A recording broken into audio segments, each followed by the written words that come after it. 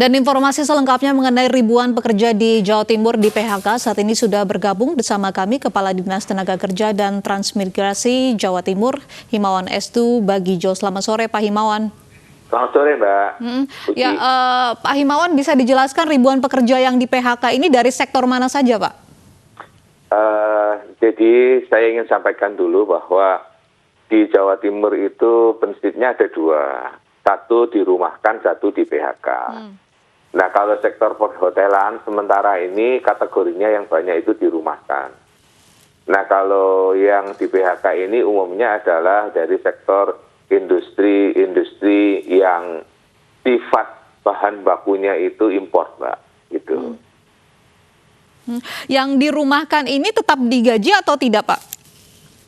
Kami menyerahkan proses perjanjian kerja PKB namanya, ya perjanjian bersama antara pekerja dengan pemilik pengelola hotel. Nah, umumnya dibayar separuh Mbak, mereka dirumahkan.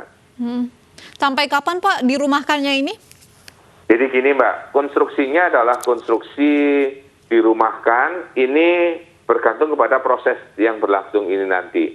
Kita belum tahu. Tetapi karena kategorinya mereka itu dirugikan oleh situasi COVID, by name by address kita kirimkan nama mereka ke Menteri Tenaga Kerja untuk mendapatkan namanya itu Social Safety Net, Mbak, dari program Kartu Prakerja yang dibuka oleh Menaker. Nah, jadi konstruksinya mereka kita kirim, NIK-nya, lalu rekomendasi dari perusahaan hotelnya, mereka mendapat nanti 600.000 per bulan, 4 bulan, Mbak. Itu baik yang di PHK maupun yang dirumahkan, Pak? Prinsipnya sama. Prinsipnya sama. Yang di PHK dan dirumahkan sama, ya. Ini berapa lama, Pak, bantuan 600.000 itu akan segera cair? Ini yang kami terus berkoordinasi karena ketika data kami kirim, itu kan harus diverifikasi oleh kawan-kawan Kemenaker.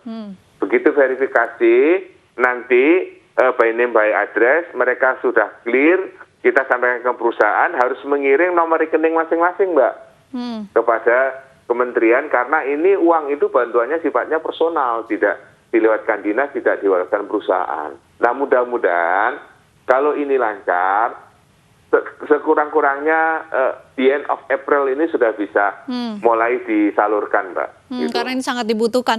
Apakah ada jaminan seluruh karyawan yang di PHK dan juga yang dirumahkan ini akan mendapat bantuan tersebut, Pak? Sudah pasti begitu?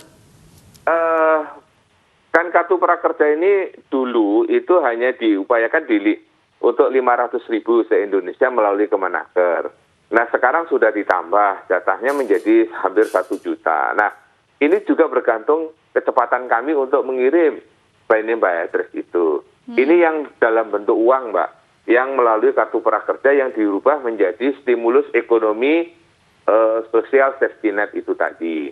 Kalau ini bisa, pasti mereka dapat, Mbak, gitu. Pak, tentunya 600.000 ini tidak cukup begitu untuk memenuhi kebutuhan, apalagi mereka yang mempunyai yang sebagai tulang punggung keluarga. Apalagi Pak, mungkin bantuan yang diberikan oleh pemerintah daerah kepada para pekerja yang di PHK dan dirumahkan. Baik, yang dari Pemprov itu kan ada nanti pembagian sembako untuk mereka. Jadi dalam bentuk natura, ini yang sudah dirancang oleh Ibu Gubernur Jawa Timur untuk wilayah Jawa Timur. Jadi, nah nanti kita juga akan melihat bagaimana dari kabupaten kota. Karena usulan ini sebenarnya lah dimulai dari kabupaten kota bersama Apindo, bersama serikat pekerja di kabupaten kota. Sehingga nanti akan kita lihat.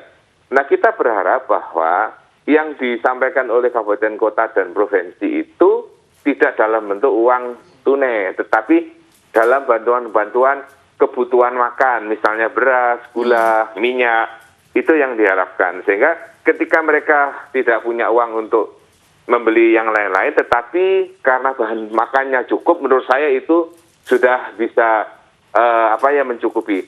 Mbak, saya ingin sampaikan, mungkin kalau 600.000, bagi ring 1 di Jatim, memang mungkin kurang. Misalnya Gresik, Surabaya, Sidoarjo, Pasuruan, dan Mojokerto. Tapi bagi di luar ring 1 cukup loh, Mbak, 600.000 itu, Mbak. Karena kan UMK mereka tidak lebih dari 2 juta, Mbak. Oke, bantuan ini kan jangka pendek begitu Pak, hanya 4 bulan. 6 bulan, Jangka 4 bulan panjangnya ya. Nah, seperti apa Pak? Sudah adakah skema-skema yang dipikirkan, ya, yang dibuat begitu baik. untuk mengakomodir para pekerja yang di PHK yang jumlahnya tidak sedikit Pak? Baik. Jadi kalau di Jatim sendiri, Mbak, nanti kita masih tetap menjalankan proses reskilling atau upskilling, Mbak, yang sudah kita siapkan bagi mereka yang di PHK untuk memilih jalur-jalur pelatihan. Kita sudah siapkan antara anggaran APBD dan anggaran APBN. Nah, di APBD itu kita sudah bisa menyerap 33.000 untuk nanti dilatih gitu. Nah, nanti kita akan kumpulkan juga dari BPJS Ketenagakerjaan. Karena gini, kalau mereka ter-PHK dan mereka itu terdaftar sebagai peserta aktif, mereka kan dapat uang nanti dari BPJS Ketenagakerjaan.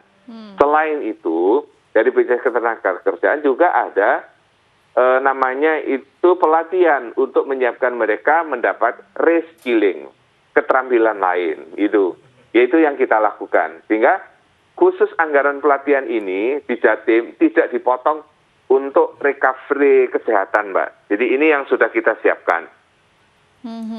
Apakah ada juga Pak imbauan kepada pihak perusahaan agar nantinya memperkerjakan kembali setelah pandemi corona ini selesai?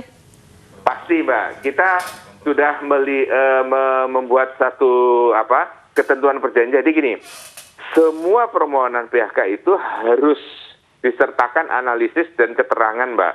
Faktor-faktor yang menyebabkan mereka mem-PHK itu apa?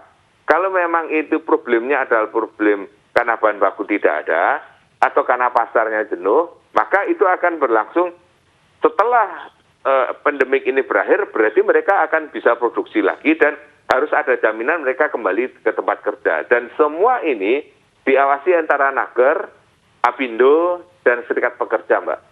Gitu. Apakah karyawan yang di PHK ini sudah mendapatkan hak-haknya Pak, seperti contohnya pesangon Pak?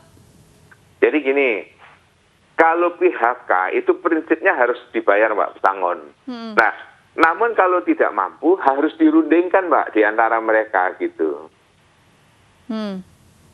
Yang saat ini terjadi seperti apa Pak? Sudah dibayar atau memang belum dibayar karena perusahaan juga mengalami kesulitan ekonomi?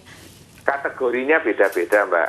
Kalau maaf tidak saya sebut ya, perusahaan-perusahaan yang sudah mapan memang karena sesuatu itu karena produknya sudah di-reject dari luar negeri dan yang lain sudah dibayar penuh, Mbak. PHK-nya mereka sudah sesuai dengan aturan. Tapi ada perusahaan-perusahaan yang memang sifatnya itu misalnya pekerjaan pemborongan karena pesanan dari sana. Jadi dia memproduksi sesuatu karena dipesan. Nah, ini yang kemudian menjadi sulit, Mbak. Ini yang kemudian dirunding di antara serikat, pekerja, dan pengusaha. Sama-sama cari solusi karena yang sulit bukan hanya pekerjanya, Mbak. Pengusahanya juga seleher gitu. Jumlahnya kalau di Jawa Timur, Pak, yang di PHK berapa, yang dirumahkan berapa, Pak? Oh ya, jumlah update-nya ya, Mbak ya. Jumlah update-nya sampai hari ini yang dirumahkan itu sekitar 17.228. Yang di PHK itu jumlahnya 3.132, Mbak. Apakah ada kemungkinan angka ini akan kembali naik jika pandemi corona ini masih terus terjadi, Pak? Pasti, Mbak. Pasti pertanyaan, Mbak, itu pasti. Jawabannya pasti tambah. Prediksinya sampai berapa banyak, Pak? Nah, itu yang sulit, Mbak. Kita tidak bisa memprediksi. Tapi setiap 2 hari kami mengupdate, Mbak, data itu, Mbak. Nanti Ainus bolehlah 2 hari lagi. Jumat nanti monggo. Kalau mau update atau mau melalui wartawan, saya kirim melalui WA datanya, gitu. Apa Pak yang ingin disampaikan kepada para pekerja yang di PHK dan juga dirumahkan? Apa yang bisa mereka lakukan saat ini? Saya berpikir bahwa kita ini kan sama-sama kondisi sulit. Nah, yang paling penting ketika mereka itu dirumahkan dan mendapat jaminan cukup, ya itu yang dinikmati dulu. Nanti setelah kondisi ini menjadi pulih, corona ini sudah akan selesai, nanti kita akan sampaikan apa-apa yang bisa dikerjakan kembali, pelatihan apa yang bisa dipilih, kemudian keterampilan apa yang dipilih, karena kita tetap akan nanti setelah ini job fair tetap kita buka dan perusahaan-perusahaan yang kemudian mem-PHK kemarin itu tetap kita awasi Mbak bersama SP dan Apindo untuk kalau mereka membuka kembali mereka tidak boleh menerima karyawan baru. Ini yang harus karyawan yang sudah kemarin di PHK atau kemarin yang di rumahkan itu yang menjadi prioritas. Yang kedua, kalau mereka mau mem-PHK terus itu harus berdasarkan usia Mbak. Logikanya kasus 55, 56 itu memang sudah pada waktunya untuk mereka nanti bisa dibahkan usia 56. Nah, sebelum mereka memasuki PHK betulan, maka harus ada proses pelatihan untuk memberikan mereka reskilling untuk supaya mereka bisa tetap produktif dengan keterampilan baru. Gitu. Baik. Terima kasih Pak Himawan atas penjelasannya dan sudah bergabung sama kami di ini sore. Mbak Uci.